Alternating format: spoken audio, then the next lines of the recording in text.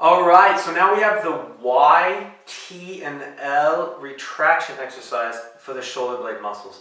Retraction meaning we take our shoulder blades and we use the muscles, so the rhomboids specifically, to pull them together. So what that means is we take the ball, we get into our swimmer's line if possible, so feet together, butt tight. If not, we can have our feet separated a little bit to give us a little bit better of a balance. Here, I'm going to use light weights. We'll discuss which weights to use, why to use them, and how heavy to go. But in this case, just so you can see it better, I've got some green 1 kilo weights. I've got my swim line, and the Y position is here.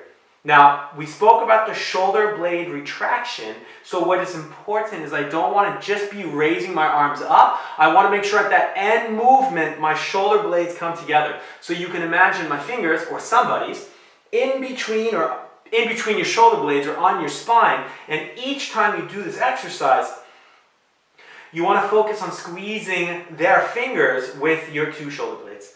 So what I would go through from here is my number of 10, 15, or 20, depending on how light the weight is or how endurance my muscles are, in the Y position, and then going with my thumb up in this position to the T position, which will be much easier for you to understand how to squeeze the shoulder blades together.